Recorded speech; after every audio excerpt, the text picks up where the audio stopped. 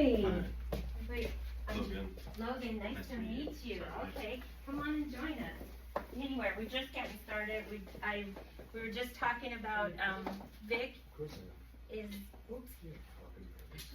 making a documentary film on his experience, and if you don't want to be sure that you're not in it, you just tell him. He'll pixelate you or not film you when you're talking or anything. So you okay with it? I think you're good. You come to my Oscar party. Everybody's invited.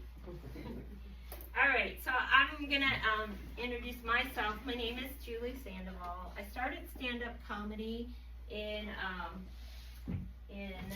Los Angeles in 1999. I'm old. And I actually, it was sort of like almost a kismet moment that I started. I was working as a supermarket checker, and one of my customers came through and said, gosh, everybody's always laughing around you, and I run shows at the Ice House. Would you like to be a part? And I'm like, oh my God, how did this guy know that I had bought a book called, The Stand-Up Comedy Bible by Judy Carter? And I was so bummed out I could not afford to take her classes. They were like, $500 or whatever. And I just said, oh my God, yeah, I'd love to try it. So I did it, and I was hooked. And I was horrible my first time on stage because nobody directed me. And like I said, I heard my voice for the first time. I was like, oh my God. And I had some nervous tick that I kept doing this, and I sweated like a pig and everything else. So, and I didn't have any really smart material. Nobody really showed me how to write. And how to get there and how to be funny. So, but I was hooked from the first time on. I think my nervous energy made the audience laugh more than anything, and I just kept going. I kept reading all the books I could on stand-up comedy. I started running shows at the Ice House Annex so that I got to meet other comedians, and I just kept going. The original owner of the Ice House, his name is Bob Stain. He owned another venue. I ended up working at that venue. I ended up putting on shows at that venue, and I ended up owning that venue at one point. It was called the Coffee Gallery. So I got to do a lot of comedy there. I was partial to comedy. He was partial to folk music. So we sort of coexisted for a while together. He told me all kinds of stories about stand-up comedy. When the Ice House Comedy Club first opened up, it was a venue for primarily folk music. That is where Steve Martin met John McEwen, and that is where Steve Martin learned to play the banjo. Yeah, so, and there's a lot of history at the Ice House. Lily Tomlin came up through the Ice House, so there was the Smothers Brothers, they recorded a lot of albums at the Ice House, so I got to experience a lot of history of stand-up comedy, hanging out with Bob Stain, and he's an amazing man. Fast forward then, I started teaching stand-up comedy. I taught it at Pasadena City College, which was sort of their extracurricular programs that I got to teach, and every class developed more different techniques on how to get to the funny, and then I put it together into the book. And so that's what you're getting today. You got the book. Then I also had students that told me how incredibly productive their time with me learning comedy was, because not only did it help them learn comedy, it helped them heal inside from other things, from people who are suffering with addictions or depressions or anxiety, and it helped them to pull that problem and put it in their hand, poke holes of it, make fun of it, make other people laugh about their problem, right? And it gave them power over what they were feeling. So once I started wow, okay, maybe laughter is really the best medicine. Maybe there's something there, right? So I actually told my husband that I wanted to become a nurse. And my husband said, you're too old to go back to school. So I got a divorce. That's what'd be funny. Yeah. Well, that's exactly what happened.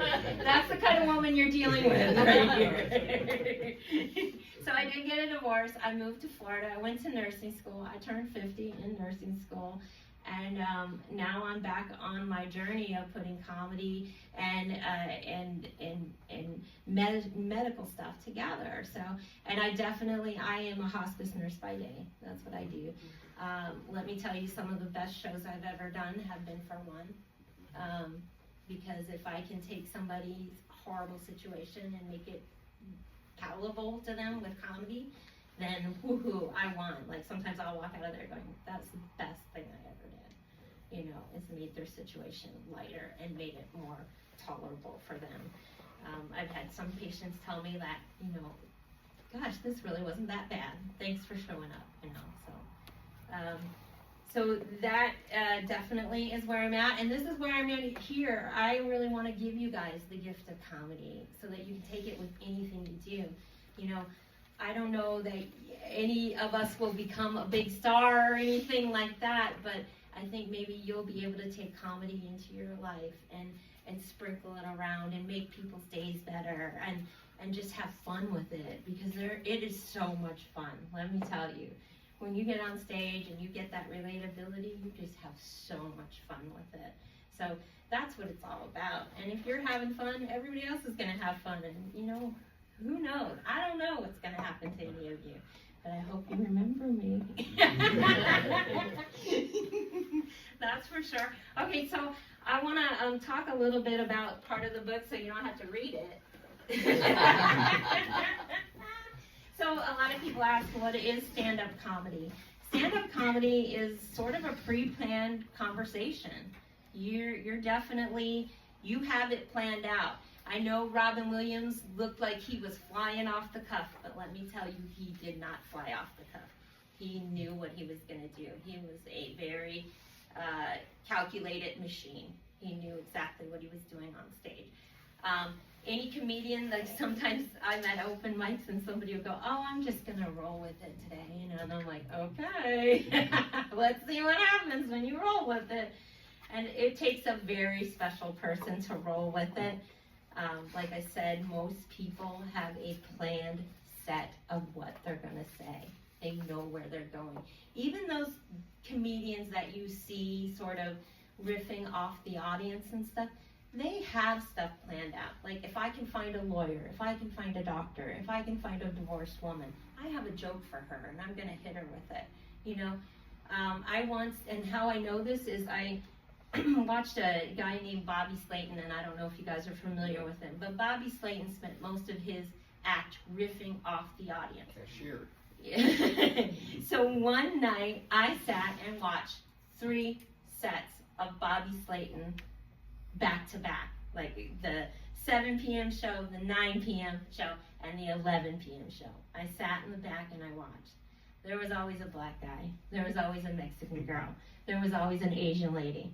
He was set up, and he was, you know, he had it. He knew what he was gonna say. And did it kill? It killed every time, because he made it sound like he just thought of it, like this is just happening now. So even if you think that you can wing it, you can't. Don't wing it. There's no winging. It is pre-planned. Is stand-up comedy an art?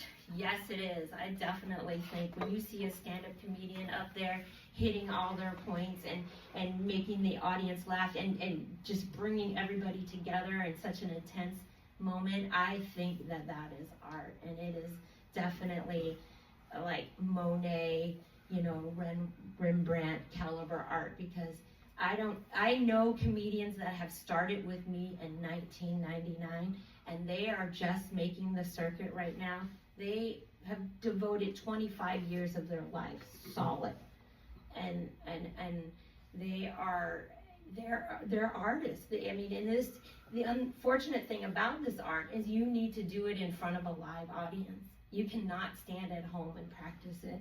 You have to refine it, and you have to go out and you have to do open mics, and that's part of the love of the game, is just getting out there and doing it. George Carlin has the best what do I want to say, quote about stand-up comedy. he says that it is the only art form that is created for its intended audience at the time it's happening. Then the audience gets to participate. And I would also say that as of improv too, that you're all creating art together as a community effort. And so that's sort of what stand-up is, because, you know, stand-up, if they don't laugh at a joke, well, then, you know, maybe you gotta take it a different way. Maybe you gotta change your material, you know, that type of thing. So, I wanna say what else did I wanna say here? Okay, so a lot of things, where do you guys fit in? Okay, where do you fit in? We are a really mixed match melting pot looking in here. We have a lot of different backgrounds, Long Island, whatnot, and we're gonna get to know a lot about each other coming up in the next couple weeks. But each of you bring your own individual perspective on life and experiences. Each of you had, you know, different upbringings, different mothers, different fathers, different, you know, society pressures and whatnot that you're all going to be able to draw from and talk about. So I'm looking forward to it. This class makes my sides hurt. Once we're into it, I am going to be in pain because you guys are so funny, and sometimes you don't even know how funny you are, and you just need somebody to tell you that, wow, you're incredible, and keep doing it and keep writing in that direction. So I don't know if you guys know about this, but the nursey part of me wants to tell you about what laughter does to you. It does expand your blood vessels. It increases your blood flow. It cuts down on your cortisol, and that's your stress hormone. It brings all this wonderful health benefits. So please continue to laugh and go out and laugh. And if you see people laughing, go towards them. They're awesome. You know, just keep doing that. Laughter, do you know that laughter was one of our first forms of communication before there was speech? Do you know that a baby that is born blind and deaf can still laugh? So it's in us. It's so important. I always sort of look at laughter when I've had a good laugh. I feel like